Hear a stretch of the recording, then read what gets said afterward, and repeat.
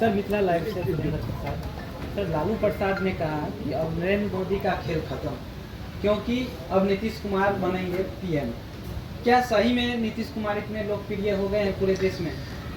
मेरे भाई, अगर खुद के मुंह से प्रधानमंत्री, मुख्यमंत्री या जीवन में कुछ भी बनना होता तो फिर किसी को प्रयास करने की क्षमता की बात ही कहाँ है। लालू जी के पार्टी का, जिसको आप लोग बड़ा दल मानते हैं, आपकी जानकारी के लिए बता दूं, आपको रिफ्रेश आपके दिमाग को कर देता हूं, आरजेडी का लोकसभा में 0 MP है, लेकिन वो तय करेंगे कि देश में प्रधानमंत्री कौन बनेगा। नीतीश बाबू के 42 विधायक हैं, मुख्यमंत्री बनने के लिए कभी लालटेन पर लटकते हैं, कभी कमल के फूल पर बैठते हैं, वो देश के प्रधानमंत्री बनेंगे। तो जो इंडिया अलायंस इन लोगों ने मिलकर बनाया है, जिसको लेकर इतना हल्ला गुल्ला मचा, उसमें आपको एक संयोजक तो किसी ने बनाया नहीं, और आप प्रधानमंत्री की बात कर रहे हैं।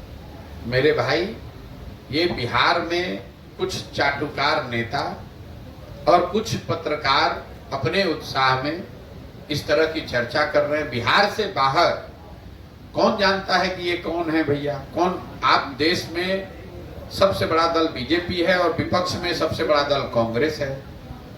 तो अगर कोई विपक्ष का चेहरा होगा तो कांग्रेस से होना चाहिए। मान लीजिए कि अगर कांग्रेस से नहीं होता है तो दूसरा सबसे बड़ा दल तृणमूल है, वहां से होना चाहिए। तीसरा सबसे बड़ा दल डीएमके है, वहां से होना चाहिए। उन सारे दलों को हटाकर कोई नीतीश कुमार को, लालू यादव को क्यों अपना नेता बना लेगा? राजनीतिक क्षमता आप में है नहीं। और अगर प्रशासन के हिसाब से देखें तो देश का सबसे गरीब और पिछड़ा राज्य बिहार है। 32 वर्ष से लालू और नीतीश ने जिस राज्य को सबसे गरीब और पिछड़ा बनाकर रखा है, पूरे देश के लोग कहेंगे कि आइए और महाराष्ट्र, गुजरात, तमिलनाडु को भी आकर बिहार की तरह पिछड़ा और गरीब बना दीजिए। तो ये तो आपकी समझ और जो इस तरह का दावा करते हैं उनके समझ को दिखाता है। ये सर एमएच खान, दर्पण 24 न्यूज़ से सवाल ये है कि आपने कहा कि लालू जी भाजपा से डरा रहे हैं, भाजपा लालू जी से डरा रहे हैं, जबकि लालू जी कहते हैं वो समाजवाद के नेता हैं। हम नहीं कह रहे हैं कि कौन किससे डरा रहा है। हमने ये कहा कि लोग वोट इस 4 आधार पर करते हैं, और आप पत्रकार हैं तो आपको समाज की, राजनीति की हमसे ज्यादा समझ है। आपको मालूम है कि जो मुस्लिम समाज के लोग लालू जी को वोट देते हैं, वो वोट विकास के लिए देते हैं, अपने बच्चों के भलाई के लिए देते हैं, कि सरकार में भागीदारी के लिए देते हैं, कि भाजपा के डर से देते हैं। तय आप कर लीजिए, क्योंकि विकास तो आपको मिला नहीं है, भागीदारी तो आपको मिली नहीं है, तो बच गया भाजपा का डर, तो आप भाजपा के डर से ही वोट देते हैं। भाई, मुसलमानों की हालत तो इस राज्य में दलितों के बाद सबसे ज्यादा खराब है। दलितों के बाद सबसे ज्यादा गरीब, बदहाल, पिछड़ा मुसलमान है। लेकिन फिर भी अगर मुसलमान लालटेन को वोट देता है तो उसकी और कोई वजह तो दिखती नहीं है। आपके गांव में सड़क तो बनी नहीं है, सड़क मंत्री तेजस्वी यादव हैं। आपके बच्चों के लिए स्वास्थ्य की व्यवस्था आपके माताओं, बहनों, औरतों के लिए तो हुआ नहीं, स्वास्थ्य मंत्री तेजस्वी यादव हैं। आपके गांव की जो नाली गली है, पानी है, उसकी व्यवस्था तो हुई नहीं, ग्रामीण कार्य मंत्री तेजस्वी यादव हैं। शहरों की जो बदहाली है वो उसमें सुधार तो हुआ नहीं, उसके मंत्री तेजस्वी यादव हैं। और फिर भी अगर इन सारे परेशानियों के बावजूद जाकर आप तेजस्वी यादव को, लालटेन को, लालू यादव को वोट देते हैं, तो क्या वजह है ये तो आप ही बता सकते हैं। और हमारी जो समझ है वो यही वजह दिखती है कि आप भाजपा के डर से जाकर लालटेन को वोट देते हैं। सर, राजन जी बिहार झारखंड से कह रहे लोकसभा चुनाव में आपके पार्टी से लोग कैंडिडेट हो गए। भाई, जब मेरी कोई पार्टी ही नहीं है तो हमारे पार्टी से कोई कैंडिडेट कैसे हो सकता है? हम तो एक अभियान चला रहे हैं, पदयात्रा में हैं, और हमने ये घोषणा की हुई है कि पार्टी तब बनेगी जब मैं पूरे राज्य में पदयात्रा पूरी कर लूं। अभी करीब करीब 45%, 50% बिहार ही हम किए हैं। जब पदयात्रा पूरी हो जाएगी तो दल बनेगा, और जब दल बनेगा तो उसके बाद जो भी चुनाव होगा उसमें पूरी मजबूती से लड़ेंगे। आप चुनाव लड़ेंगे कि नहीं इस लोकसभा चुनाव में? पार्टी की नहीं, आप खुद चुनाव लड़ेंगे? जब हम दल में ही नहीं है, दल हमारे पास है नहीं, तो चुनाव कैसे लड़ जाएंगे? ठीक है सर, एक चीज और, बिहार में रोज रोज नया शिक्षा विभाग के द्वारा प्रमाण जारी किया जा रहा है, तो उसको कैसे देखते हैं आप? उसको अज्ञानता में, अंधेरे में हाथ पैर चलाने के तौर पर देखता हूं। बिहार में शिक्षा को लेकर जो मैंने आपको बताया, अगर इसको गंभीरता से आप समझना चाहते हैं तो इसको समझिए कि जब तक सरकार और समाज दोनों के स्तर पर प्रयास नहीं होगा, दोनों के प्राथमिकताओं में शिक्षा को सबसे ऊपर नहीं किया जाएगा, तब तक शिक्षा व्यवस्था सुधरने वाली नहीं है। शिक्षकों को जबरदस्ती स्कूल में बैठा देने मात्र से अगर शिक्षा सुधरनी होती तो आज से 20 वर्ष पहले सुधर गई होती। नियोजित शिक्षकों को राज्य कर्मी बना देने से अगर शिक्षा सुधरनी होती तो वो भी सुधर जानी चाहिए थी पहले। तो शिक्षा तब सुधरेगी जब आपकी प्राथमिकताओं में, सरकार से पहले समाज की प्राथमिकता में शिक्षा की महत्ता हो, जब लोग यहाँ समझें कि गरीबी से निकलने का सबसे कारगर रास्ता अपने बच्चों को शिक्षित बनाना है, खिचड़ी खाना नहीं है, साइकिल लेकर घूमना नहीं है, डिग्री हासिल करना नहीं है। अगर आपके बच्चे शिक्षित होंगे तो ही आप गरीबी से निकल पाएंगे। और जब तक आप इस बात को समझेंगे नहीं, उस बात के लिए वोट नहीं करेंगे, तब तक बिहार में ना शिक्षा की स्थिति सुधरेगी, ना गरीबी से में रहने वाले लोगों के हालात सुधरेंगे। आपने शिक्षक की बात की, बिहार में शिक्षक के छुट्टियों में फेरबदल किया गया है। फालतू का बात आप करते हैं भाई। जब शिक्षक का पहले का जो छुट्टी था तब बिहार में शिक्षा व्यवस्था बहुत अच्छी थी भाई, नहीं थी। तो अब ये आप क्या है कि आपके, सुनिए ऐसा है, सुनिए आप सवाल क्या पूछेंगे हमको मालूम है। पेड़ का जड़ में दीमक लगा हुआ है और आप पत्ती गिन रहे हैं कि सब पत्ती ये पीला वाला हो गया, ये लाल वाला हो गया। शिक्षक की छुट्टी से क्या फर्क पड़ना है? छुट्टी आपको जो देना है दीजिए, जो हटाना है हटाइए। जब शिक्षक में काबिलियत ही नहीं है, जब शिक्षक में पढ़ाने की मनसा ही नहीं है, जब शिक्षक के पास पढ़ाने का साधन ही नहीं है, जिसको पढ़ना है वो पढ़ने के लिए तैयार ही नहीं है, तो शिक्षा सुधरेगी कैसे? नहीं, सुभाषित कथाराज भी बोल रहे हैं। दरभंगा एम्स के बारे में क्या कहना आपका? केंद्र की गलती है या बिहार सरकार की राजनीति? बिल्कुल नीतीश कुमार की गलती है। इसलिए सुन लीजिए बात को, दरभंगा में जब एम्स की बात शुरू हुई तो केंद्र में भी नीतीश कुमार थे, राज्य में भी नीतीश कुमार थे, दोनों जगह एनडीए की सरकार थी। तो नीतीश कुमार उस समय कंबल ओढ़कर काहे सोए हुए थे? ये राजनीति में करने वाले लोगों को सूट करता है कि जब केंद्र की सरकार में आप नहीं है तो केंद्र पर दोषारोपण कर दिया। अभी नीतीश कुमार कुछ दिन पहले उनकी कुंभकर्ण निंद्रा से उठे और कहे बिहार को विशेष राज्य का दर्जा मिलने के लिए आंदोलन होना चाहिए।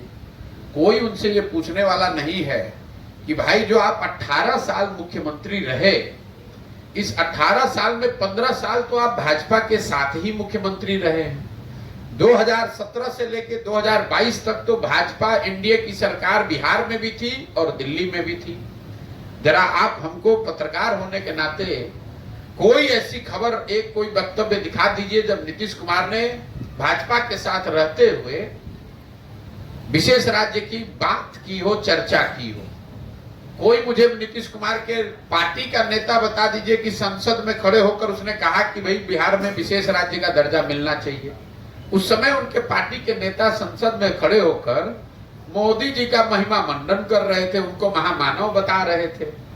आज जब लालटेन के साथ आ गए तो अब भाजपा पर दोषारोपण कर रहे हैं। 2 महीना के बाद भाजपा के साथ ये आदमी आ जाएगा तो फिर लालटेन को गाली देने लगेगा। नीतीश कुमार का चरित्र तो कम से कम इस राज्य के लोगों ने बहुत देख लिया, अब झांसा में आने वाले नहीं है। ये नीतीश कुमार के राजनीतिक करियर का अंतिम दौर चल रहा है। कुछ महीने और हाथ पांव मार लें, जितना समाज को बांटने जोड़ने का प्रयास करना है कर ले। नीतीश कुमार को लेकर हमने एक जो बात कही है उसको दोहरा देता हूं। हम उन व्यक्तियों में नहीं है जो रोज चुनाव की भविष्यवाणी करते हैं। मैंने जीवन में एक बार कहा बंगाल को लेकर कि यहाँ भाजपा को 100 सीट नहीं आएगा, जब पूरा देश कह रहा था कि भाजपा वहां जीत रही है। तो बिहार के नजरिए से हम आपको कह देते हैं कि नीतीश कुमार को अगले लोकसभा चुनाव में जदयू को 5 सीट नहीं आएगा। अगर 5 सीट आ जाए तो हम पूरे बिहार के राज्य की जनता के सामने खड़े होकर गलती मानकर माफी मांगने को तैयार हैं। बिहार की राजनीतिक में और वोट के समय में जात पात और दारू शराब और पैसे पे अंत में लोग जाके वोट कर देते हैं। इस मंशा को आप कैसे दूर करेंगे? ये आपको ज्यादा समझ है। हमने आपको पहले बताया कि 4 विषयों पर वोट पड़ता है। अब आपको लग रहा है कि सब जाति पर यहाँ वोट पड़ता है। तो अगर सब जाति पर वोट पड़ता है तो नरेंद्र मोदी को बिहार में वोट कैसे मिलता है, ये आप हमको समझा दीजिए। उनके जाति का तो बिहार में कोई नहीं रहता है। नरेंद्र मोदी जी को जो वोट लोग देते हैं वो उनके जाति के लोग तो नहीं हैं, तो वो वोट कैसे पड़ता है? तो ये आपकी अपनी समझ को दिखाता है कि जब कुछ नहीं बुझाया तो कह दिया भैया जात पर सब वोट पड़ा है इसलिए ऐसा हुआ है। जहाँ आप बैठे हुए हैं ये क्षेत्र फ्लड अफेक्टेड एरिया है जी, इसका निदान क्या है? निदान ये है कि जल संसाधन विभाग से चोरी बंद की जाए। एक आंकड़ा आपको बता देता हूं, ध्यान में रखिए। पिछले 30-40 वर्षों में चाहे जितने गठबंधन की सरकार बनी हो, एनडीए हो, यूपीए हो, महागठबंधन हो, जिसका मुख्यमंत्री रहता है जल संसाधन विभाग उसी के पास रहता है। सब विभाग का बंटवारा हो जाएगा, जल संसाधन का नहीं होगा। इसको जाके देख लीजिएगा। क्यों? क्योंकि ये एक ऐसा विभाग है जिसमें जितना चोरी करना है कर लीजिए और अगली बार लिख दीजिए कि बाढ़ आया उसमें सब कुछ बह गया। इसमें ना जांच है ना इसमें पकड़ाने की कोई व्यवस्था है। सड़क एक बार को गलत बनाइएगा, जांच होगा, पकड़ा सकते हैं, लेकिन बाढ़ आया और उसमें बंदरबाट हुआ इसका कोई प्रमाण नहीं है।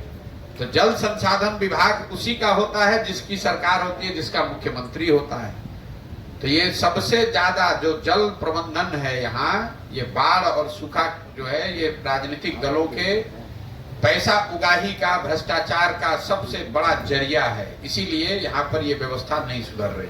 सर आप ही के यहाँ के अभी जल, अब इसका प्रमाण इससे बढ़िया क्या होगा? आप ही के जिला के अभी जल संसाधन मंत्री हैं महोदय, और आप कह रहे हैं कि ये बाढ़ प्रभावित है। तो पूरा बिहार तो छोड़ो भाई, कम से कम अपने जिला का तो पानी का व्यवस्था ठीक करा दो। तो क्या बाढ़ आपदा है आप सर नेताओं के लिए? आपदा नहीं है, मैं आपको बता रहा हूं। हमने बहुत सरकारों के साथ, दलों के साथ काम किया है। जल संसाधन विभाग लूट का सबसे आसान और बड़ा जरिया है। इसीलिए यहाँ बाढ़ और सूखे की समस्या कभी निपट नहीं सकती है। सर बिहार के युवक इतना पढ़ लिख लेते हैं, एमए कर लेते हैं, फिर भी सर दूसरे राज्य में सर मार खाने के लिए, लेबर का काम करने के लिए सर क्यों जाना पड़ता है? सर दोषी कौन है? सर दोषी आप हैं इसलिए, और आपके और हमारे माँ बाप हैं, क्योंकि आपने पहली बात कि एमए की पढ़ाई नहीं की, एमए का डिग्री हासिल किया है। यहाँ जितने कॉलेज हैं वहां जाइए, 30,000, 40,000, 15,000 बच्चों का नामांकन है। पढ़ाई तो हुई नहीं, डिग्री आप ले लिए। लेकिन आपके परिवार को, आपको इसकी चिंता तो है नहीं कि आप पढ़ाई कीजिए, उनको भी, आपको भी चिंता है कि डिग्री ले लें। तो डिग्री लेके आप किसको बेवकूफ बनाइएगा? जब जाइएगा मार्केट में नौकरी के लिए तो नौकरी मिलेगी नहीं। और दूसरा, इसलिए आप जिम्मेवार हैं कि बिहार में कोई फैक्ट्री लगा, अगर यहाँ बगल में चीनी मिल बंद हो गया तो उस पर तो आप वोट कीजिएगा नहीं। वोट तो कीजिएगा राम मंदिर बनाने के लिए, लालू जी के लड़का को मुख्यमंत्री बनाने के लिए। जब 9वां फेल आदमी आपका मुख्यमंत्री रहेगा तो आपको रोजगार मिलेगा कि मजदूरी मिलेगी? मजदूरी मिलेगी। तो मजदूरी आप लोग कर रहे हैं सब लोग। ठीक है भैया, बहुत बहुत धन्यवाद।